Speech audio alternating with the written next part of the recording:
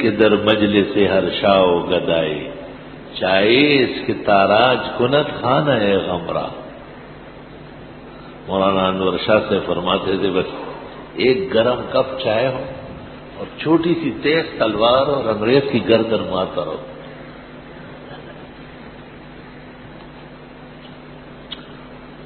چونکہ ان کے استاد اور شیخ انگریز کو ہندوستان سے نکالتا تھا، شیخ الہند صاحب رحمۃ اللہ علیہ، تو شاہ صاحب تو درس کے آدمی تھے، ہم وقت طالب علموں کا خیال یہ تھا کہ یہ سیاست نہیں جانتے، تو شاہ صاحب نے ایک موقع پر موڈ میں کہا کہ آخری ارمان یہ ہے کہ ایک گرم کپ چائے کا ملے، کھانا والوں کی ضرورت نہیں ہوتی، کھانا کھانے سے تو آدمی بوجھل ہو جاتے ہیں، اٹھتا ہی نہیں، گرم گرم چائے کا کپ ہو اور ایک تیز چمکتی ہوئی تلوار اور انگریز کی گردن مارو۔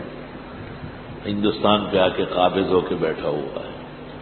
اس جذبے کے نتیجے میں آج سب خرابیاں ہیں، لیکن انگریز یہاں سے بھاگا ہوا ہے۔ ان بزرگان دین کے اس کامل فکر اور دعا نے انگریز کو یہاں سے چلتا کر دیا۔ واہ بھائی واہ، چائے کیا چیز ہے جو قلب کو گرما دے اور روح کو تڑپا دے۔ یا رب دل مسلم کو وہ زندہ تمنا دے۔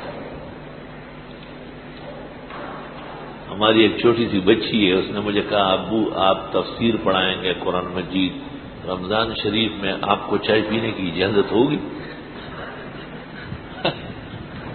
میں نے کہا اس کو چھٹی نہ ملی جس نے سبق یاد کیا۔ اللہ